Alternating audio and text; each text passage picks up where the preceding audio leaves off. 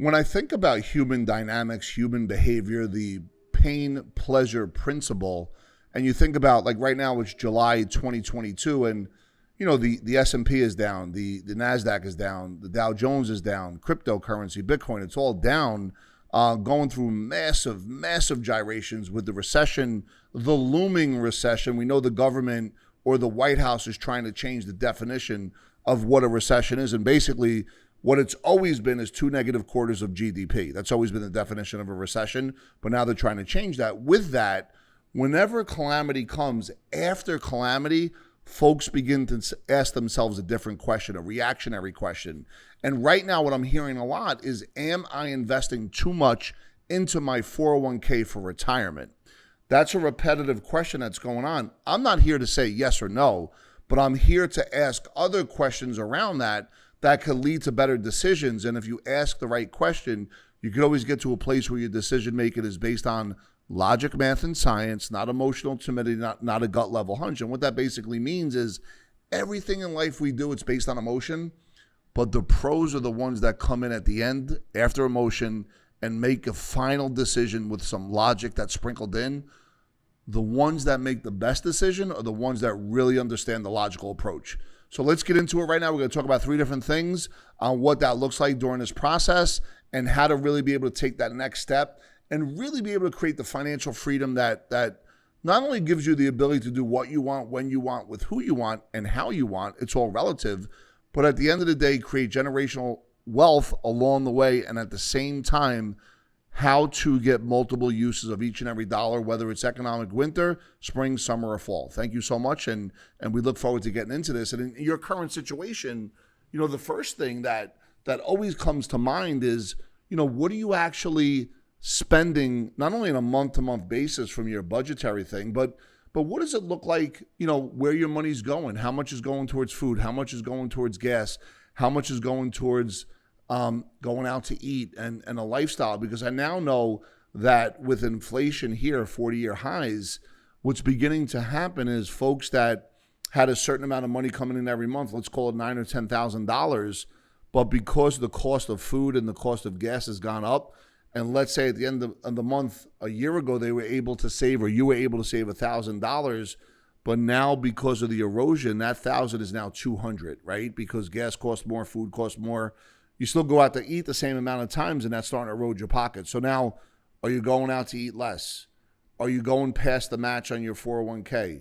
Are you, making sure that, the video games that you buy for your kids aren't as much as they were in the past, because now all of a sudden you don't have the same amount of money? These are important things to consider along the way. And as we work through this process, it's going to help you decide on exactly what's earmarked towards retirement or not. So like I mentioned before, it's important to understand pain, pleasure.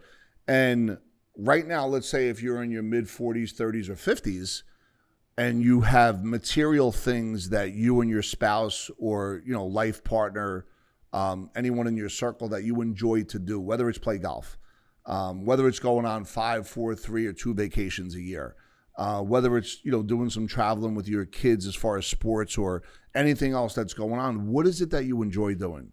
And remember, if all of your money is going to a 401k, once again, non-judgment, this money is exposed to things you can't control, whether it's stock markets going up or down, whether it's taxes going up or down at a later time. Most importantly, when you take that money out and you're taking money that's going to get taxed at ordinary income, is that going to affect what you enjoy doing now materialistically? In other words, if you're used to going on vacations, if you're used to doing other fun things with your money and now you're retired, is that just going to stop? And what if your money in the 401k can't match that lifestyle? These are things that you should think about along the way. And we always talk about why it's important to save at least 20% a month. Now, you might say, Rob, that's great. Yeah, but, I can only save 5 or 10%. Okay, great. Start there. But you want to always be able to build off of that. And if that means take some step backs into some things that are eroding your money, because of inflation, you want to carpool because of gas, and you want to go out to dinner one time less a week or twice less a month, do other things to save and recapture money. But the point is, whatever you're enjoying now, remember, that's just not going to stop when you retire. And if all of your money is not going into other different asset classes, just one asset class, that is something that you really can't touch till you're 59 and a half, 60 years old. And when you take it out, it's going to be subjected to things you can't control, like we spoke about earlier about taxation. Somebody might have $1 million in a 401k and think they're wealthy and live on the 4% rule. Well, that really means that you're taking $40,000 a year out. That's not a lot of money. That's in today, 10, 15, 20 years from now, that $40,000 after inflation and taxation is like, it's like going to the 4:00 dinners. And for us, when we think of retirement and we think of vehicles that are framed in the language of retirement, there becomes a risk there, because all of a sudden you're going all in one direction over 10 or 20 years. And then, you get to a place where it could be too late, especially if you don't qualify for other things. So I always come across savers that are like extraordinary, right? So let's say somebody is saving 30 or 40%. Now the question is, where is that savings going?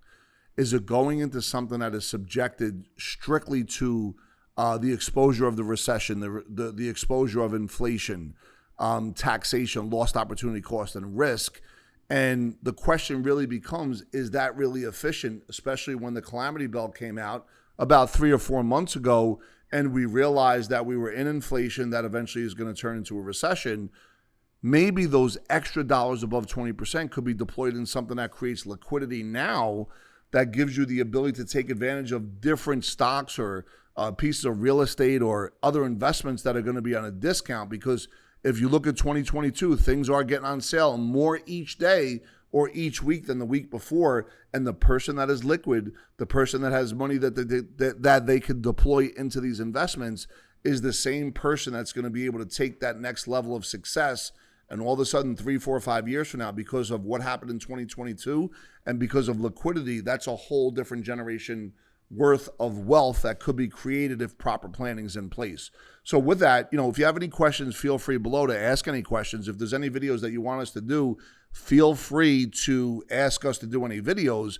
But at the end of the day, go ahead and click the link below. We'd love to sit down, spend some time with you, share some information, answer any questions. There's no obligation on your part. We're here to consistently, daily bring education and give you some things to think about along the way. And once again, thank you so much for checking into the channel.